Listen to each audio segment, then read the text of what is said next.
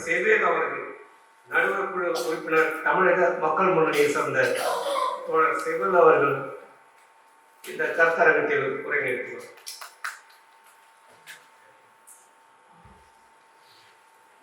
பாசிச ஆட்சி அமைப்பில் தேர்தலில் மட்டும் ஜனநாயகம் நீடிக்குமா? திருப்பி அழைக்கும் உரிமையற்ற தேர்தல் ஜனநாயகமே அல்ல. தேர்தல் சீர்திருத்தம் ஜனநாயகத்திற்காக போராடுவோம் என்ற கருத்தரங்கத்தை ஏற்பாடு செய்த மக்கள் ஜனநாயக இளைஞர்கள் தோழர்களுக்கும், தலைமையேற்று நிகழ்ச்சி நடத்தி கொண்டிருக்கின்ற தெய்வச்சந்திரன் அமைப்பு தோழர்களுக்கும், இந்நிகழ்விலே கருத்துரையாற்றியிருக்கின்ற பல்வேறு அமைப்பினுடைய தலைவர்களுக்கும் முதற்கண் நன்றியை வணக்கத்தையும் தெரிவித்துக் கொள்கிறேன். மக்கள் ஜனநாயக இளைஞர் கழக தோழர்கள் ஒரு 10 ஆண்டுகளுக்கு அல்லது 15 ஆண்டுகளுக்கு முன்னதாக வாணியம்படி அல்லது வேறு ஏதோ ஒரு பகுதியிலே தேர்தல் புறக்கணிப்பு பிரச்சாரத்தை நடத்தி கைது செய்யப்பட்டு அவர்கள் நிபந்தனை ஜாமீன் கையெழுத்து போடுவதற்காக 10 தோழர்கள் நான் வசிக்கக்கூடிய அந்த பெரிய குறுத்தல் பகுதியில் இருந்து அந்த 10 நாளும் கையெழுத்திட்டு தொடர்ந்து அந்த பகுதியிலே அதை ஒரு பிரச்சார காலமாக பயன்படுத்திய காலமெல்லாம் உண்டு.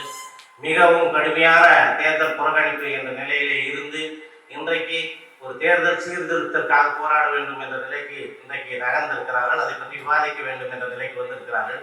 ஒரு தமிழக ஒடுக்கப்பட்டோர் விடுதலைக்கு நான் இருக்கிற ஒரு பாராளுமன்ற தேர்தல் புறக்கணிப்பு துண்டறிக்கை, அந்த பணம் தின்னும் மலம் தின்னிகள் நம்மை நோக்கி வருகின்றன ஒரு துண்டறிக்கை அடித்து குடிச்சிட்டேன். உடனடியாக அன்றைக்கு மாலையிலே கைது செய்வதற்கு பொடியிலிருந்து வந்திருக்கிறார்கள் கூட்டத்திலே பேசுவதற்கு. உடனடியாக அன்றைக்கு மாலையிலே கைது செய்வதற்கு வந்து விட்டார்கள். அந்த கிராமத்து மக்கள் எல்லாம் அப்படி என்ன தவறு செய்து விட்டார், அப்படி நீங்கள் எல்லாம் காசு சம்பாதிக்கலையா, சாப்பிடலையா, அப்படி இப்படின்னு பேசுகிற பின்னாடி கைது செய்யாமல் விட்டுட்டு போயிடலாம். இந்த நிகழ்வுக்குள்ள வந்துடுறேன். கம்யூனிசம் இளப்பருவ கோளாறு என்ற நூலில் லெனின் அவர்கள் பூர்சுவாக்களின் கொள்கையை அம்பலப்படுத்தவும் மக்கள் திரளினரை வளர்க்கவும் பாராளுமன்ற மேடையை பயன்படுத்தலாம், கம்யூனிஸ்டுகள் மறுக்கக்கூடாது. மேலும் பாட்டாளிகளையும் சிறு மற்றும் நடுத்தர விவசாய என்ற நிலையை நோக்கி போய்கொண்டிருப்பவர்கள், மேலும் பாட்டாளிகளே தம் வளர்ச்சி மட்டத்திலும் தேசிய இனம், மதச்சார்பு, தொழிற்பயிற்சி ஆகியவற்றில் வெவ்வேறானவர்கள் என்பதை கம்யூனிஸ்ட் கட்சி தட்டத்தெளிவாக புரிந்து கொள்ள வேண்டும். வலது சந்தர்ப்பவாதம், இடது சந்தர்ப்பவாதம் இரண்டுமே ஆபத்தானது. ஒவ்வொரு நாட்டின் தேசிய சிறப்பியல்புகள், புறவய அம்சங்கள், புரட்சி நிகழ்வு போக்கின் திட்டவட்டமான வரலாற்று சூழ்நிலைகள், சமூக மாற்றங்கள் உரிய விதத்தில் மதிப்பிட வேண்டும். இந்நாடு கட்ட புரட்சிகர அனுபவத்திற்கும் அதிவேகமாகவும் பல்வேறு வகைப்பட்டதாகவும் வரிசையாக வந்த வெவ்வேறு இயக்க வகைகளுக்கும் சட்டப்பூர்வமானதும் கூட சட்ட விரோதமானதும் கூட, அமைதியானதும் புயலின் மூர்க்கம் கொண்டதும் தலைமறைவானதும் பகிரங்கமானதும் சிறு குழுக்களின் அளவுகளாகவும் பரந்து வெகுஜன அளவில் கொண்டதாகவும் நாடாளுமன்ற வடிவுள்ளதாகவும் பயங்கர வடிவுகளாகவும் ஆக விதவிதமான இயக்க வகைகளாகும்.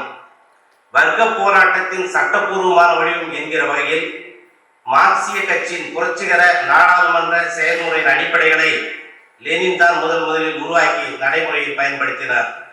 ஐரோப்பிய சந்தர்ப்பவாத கட்சிகளுக்கு மேலாக வைத்தனர். ஆனால் லெனின் போல்ஷிவிக்குகள் கட்சி பணியின் வடிவங்களில் ஒன்றாக தான் பார்த்தார். நமக்கு ஒரே ஒரு ஐக்கிய தொழிலாளர் இயக்கம், பாட்டாளிகளின் வர்க்க போராட்டம் மட்டுமே உண்டு. நாடாளுமன்ற நடவடிக்கை உட்பட மற்ற எல்லா வடிவங்களையும் நாம் முழுமையாக இப்போராட்டத்துக்கு உட்படுத்தியாக வேண்டும். நாடாளுமன்றத்தில் கம்யூனிஸ்டுகளின் பங்கேற்பை 2 பக்கங்களிலிருந்து கூறுகிறார். இதை ஒரு புறம் சட்டப்பூர்வமான வர்க்க போராட்டத்தின் வடிவமாயும், மறுபுறம் மக்கள் திறன் மத்தியில் கட்சிகளின் அரசியல் பணியின் வடிவமாகவும் கருதுகிறார். முதலாளித்துவ நாடாளுமன்றத்தையும் இதர பிற்போக்கு நிறுவனங்கள் அனைத்தையும் அகற்றிவிடும் பலம் உங்களிடம் இல்லாத வரை அவற்றில் நீங்கள் வேலை செய்து ஆக வேண்டும். முதலில் நாடாளுமன்றம் நாட்டை பிரதிபலிக்கும் கண்ணாடியாக மாற வேண்டும். அதாவது நாட்டு வாழ்வில் தாம் மாற்றும் பங்குக்கேற்ப தொழிலாளி வர்க்கமும் உழைப்பாளி மக்களின் திரளினும் பிரதிநிதித்துவப்படுத்தும் ஜனநாயக உறுப்பாக நாடாளுமன்றம் மாற வேண்டும். தோழர்கள், இன்றைக்கு நாம முழுமையாக இன்றைக்கு தேர்தல் குழப்படிப்பு என்ற நிலையிலேயே மக்கள் ஜனநாயக இளைஞர் கழகம் மட்டுமல்ல, முதலிலே இந்திய கம்யூனிஸ்ட் கட்சி இன்றைக்கு தேர்தல் பாதைக்குள்ளே போனது. அப்புறம் வெறும் தேர்தலோடு அடங்கிவிட்டார்கள், அதற்கு மேல் அவர்கள் செயல்படவில்லை என்ற நிலைக்கு வந்த பிறகு இந்திய பொது உடைமை கட்சி மார்க்சிஸ்ட் என்பது தேர்தலுக்கு அப்பாற்பட்டும் செயல்பட வேண்டும் என்ற ஒதுங்கி தன்னுடைய கட்சியின் நிலைப்பாடை வைத்து வந்தது. ஆனால் கடைசி காலகட்டங்களிலே இன்றைக்கு மீண்டும் சிபிஎம்மும் வெறும் தேர்தல் நிலைப்பாடுகளோடவே நின்று விட்டது.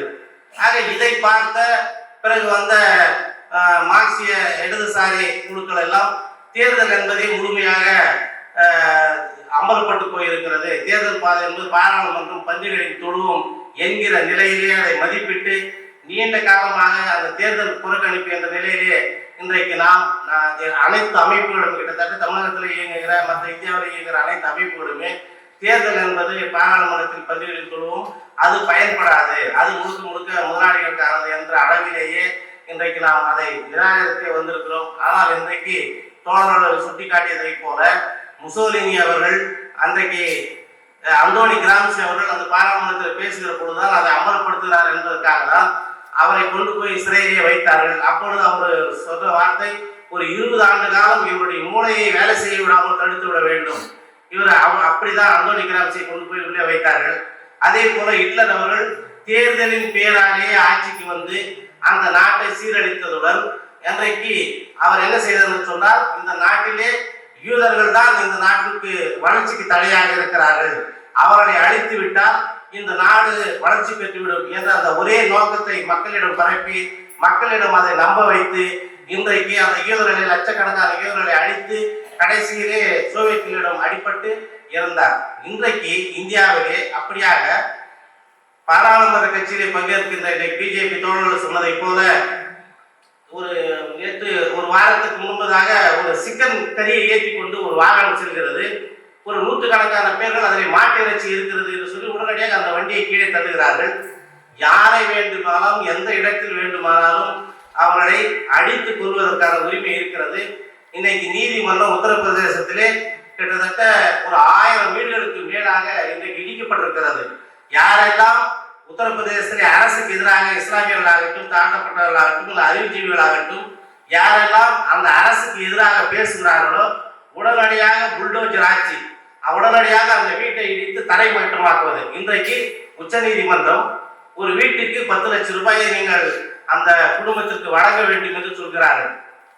தோழர்கள் அவர்கள் சொன்னதை போல பலமுறை குறிப்பிட்டு விட்டால், நீங்கள் தமிழ்நாட்டில் வசிக்கிறீர்கள் அதனால் உங்களுக்கு புரியவில்லை, நீங்கள் தமிழ்நாட்டில் வசிக்கிறீர்கள் அதனால் உங்களுக்கு புரியவில்லை என்று சொன்னார். ஏனென்று சொன்னால் இன்றைக்கு வருகிற செய்திகள் என்பது மிக சாதாரணமாக ஒரு மனிதனுக்கு ஜனநாயகம் உயர்ந்த நோக்கங்களை கொண்ட கம்யூனிசம் அப்படியெல்லாம் கூட இல்லை. இயல்பாக ஒரு மனிதனாக தன்னுடைய அபிலாசைகளை வெளிப்படுத்துவது, தன்னுடைய ஒரு கோயிலில் கும்பிடு போவது. நேற்று ஒரு சுவரோரம் ஒரு தாழ்த்தப்பட்டவன் சாய்ந்து நிற்கிறான், அந்த செவுத்தோரம் சாய்ந்து நின்றதுக்காக அவனை பிடிச்சு அடிக்கிறான். அப்போ மிக எளிதான காரியங்கள் கூட கும்பிடுவது, உணவு உண்பது, திருமணம் செய்து கொள்வது, இல்லை திருமணத்துக்குரிய கலாச்சார பண்பாடுகளை மேற்கொள்வது இன்றைக்கு அனைத்துமே சட்டவிரோதமாக்கப்பட்டு இன்றைக்கு இஸ்லாமியர்களும் தாழ்த்தப்பட்டவர்களும் கிறிஸ்தவர்களும் தான் இந்த நாட்டுக்கு எதிரானவர்கள். இவர்களை இந்த நாட்டை விட்டு வெளியேற்றுவதுதான் இந்தியா வெல்லக்கூடிய ஒரே ஒரு வாய்ப்பு. ஹிட்லர் எப்படி யூதர்களை அந்த நாட்டினுடைய எதிரியாக்கி அந்த நாட்டை முழுவதும் அந்த மக்களை தன்னுடைய கட்டுப்பாட்டுக்குள் கொண்டு வந்தாரோ, அப்படி இன்றைக்கு மோடி அவர்கள் மேற்கு வங்கத்தில் பேசுகிறார், எனக்கு நீங்கள் தேர்தல் வாக்களிப்பது மட்டும்தான் பாக்கி, உடனடியாக வங்கதேசத்தை அடுத்த நிமிடமே நான் வெளியேற்றி விடுகிறேன் என்று அறிவிக்கிறார்.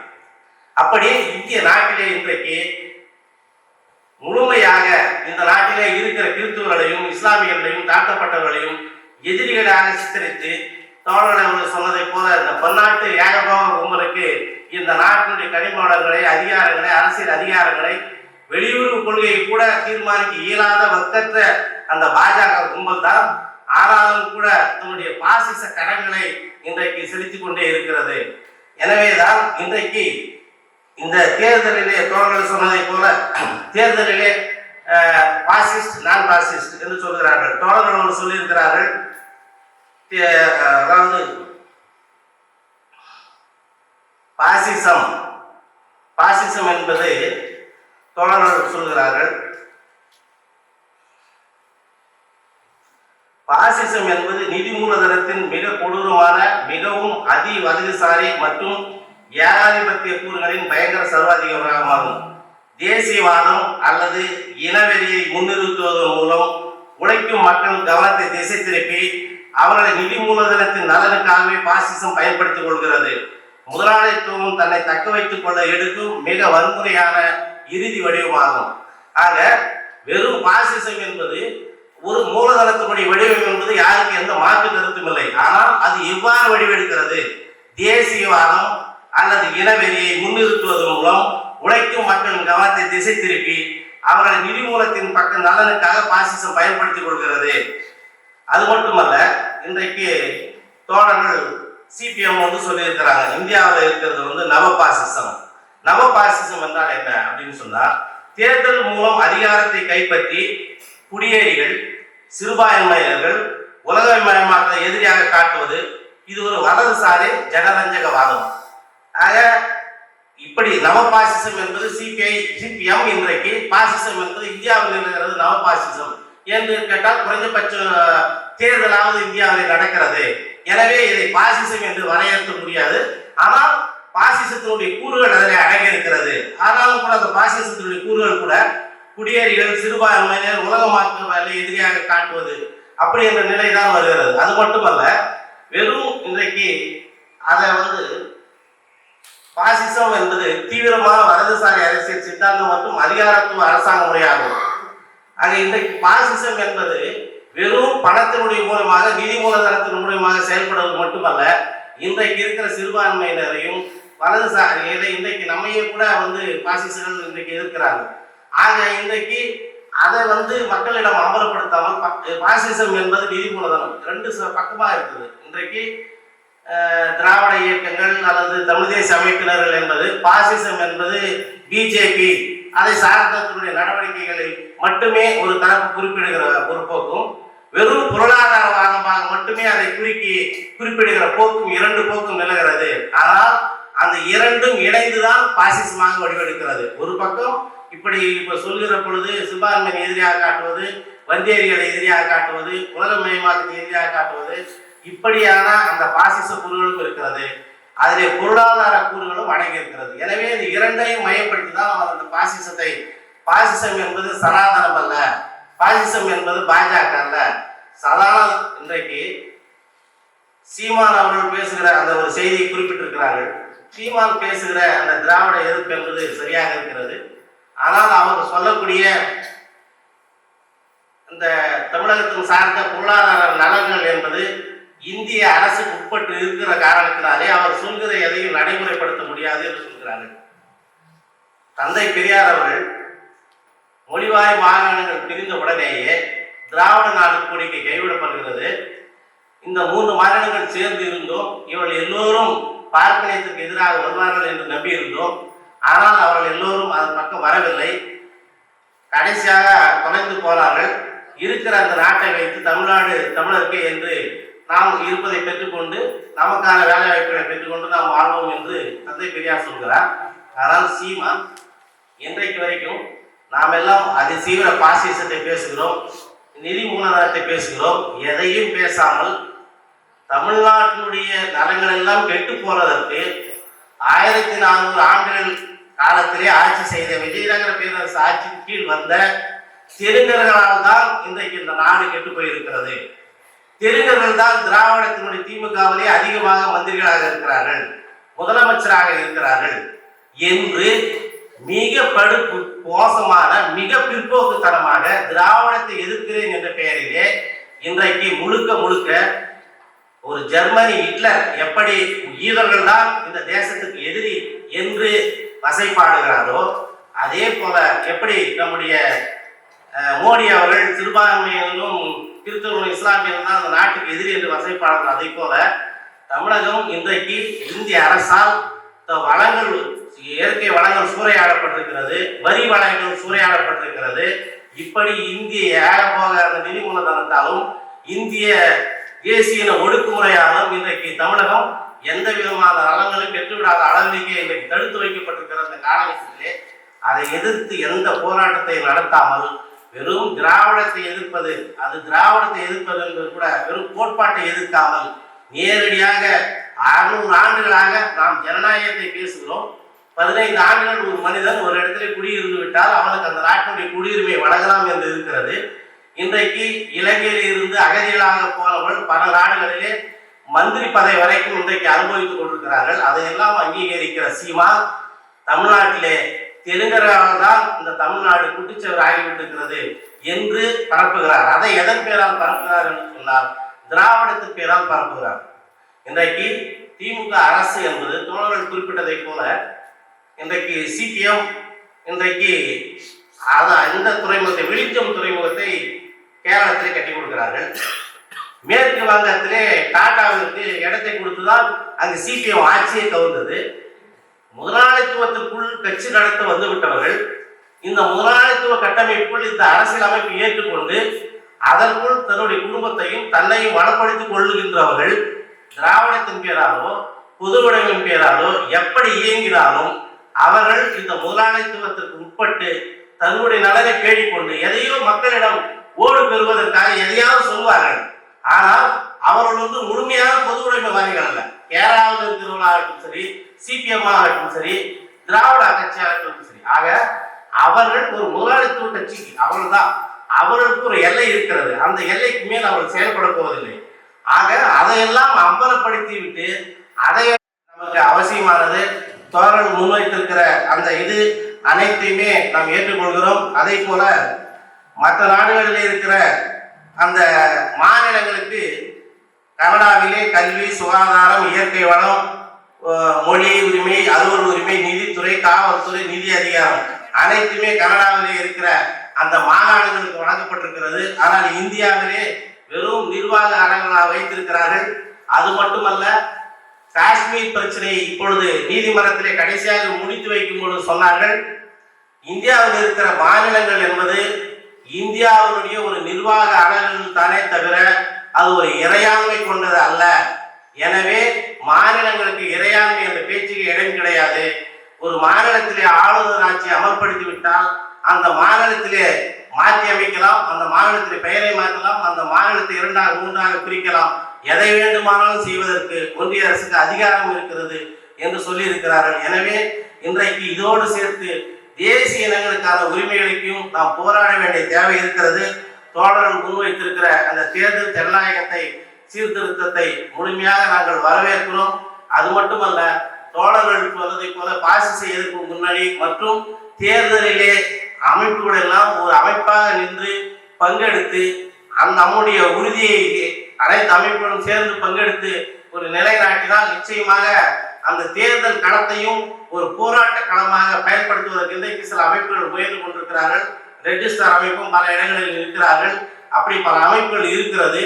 ஆனால் பரந்துபட்ட இடதுசாரிகள் ஒரு கூட்டமைப்பாக நின்று இந்த தேர்தல் களங்களையும் ஒரு போராட்ட வடிவமாக மாற்றுவதற்கான வாய்ப்பை பற்றி யோசிக்க வேண்டும்.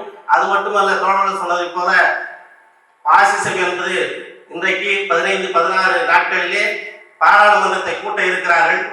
தென்னிந்திய மாநிலங்களுடைய அந்த பிறப்பு அடிப்படையிலே அந்த நாடாளுமன்ற உறுப்பினர் எண்ணிக்கை குறைக்க இருக்கிறார்கள். 844 என்கிற அளவிலே இன்றைக்கு அந்த நாடாளுமன்றத்தினுடைய எண்ணிக்கையை கூட்டிவிட்டால் தென் மாநிலங்களுடைய எந்த அவசியமும் அவர்களுக்கு இல்லை. இந்தியாவை அவர்கள் நிலைத்ததை போல ஒரு இந்து ராஜ்யமாக பன்னாட்டு பனியார் கம்பெனிகளுக்கும் அம்பானிக்கும் அதானிக்கும் சேவை செய்கிற ஒரு நாடாக மீண்டும் 500-1000 ஆண்டுகள் 2000 ஆண்டு காலத்துக்கு பின்னோக்கி அழைத்து செல்லக்கூடிய ஒரு அபாயம் காலகட்டத்தில் இருந்து கொண்டிருக்கிறோம். அது மிக நெருங்கிய காலகட்டத்தில் இருந்து கொண்டிருக்கிறோம். எனவே இந்த 2 நாடாளுமன்றத்திலும் நாடாளுமன்றத்துக்கு வெளியேயும் சட்டமன்றத்துக்குள்ளும் சட்டமன்றத்துக்கு வெளியேயும் நம்முடைய போராட்டங்கள் தொடர வேண்டும். அதே போல இடதுசாரி இயக்கங்களுடைய ஒற்றுமை என்பது மிக அவசியம். இந்த போல கூட்டங்களும் ஒரு ஒருங்கிணைப்பும் தேவை என்பதை வலியுறுத்தி விடைபெறுகிறேன். நன்றி, வணக்கம்.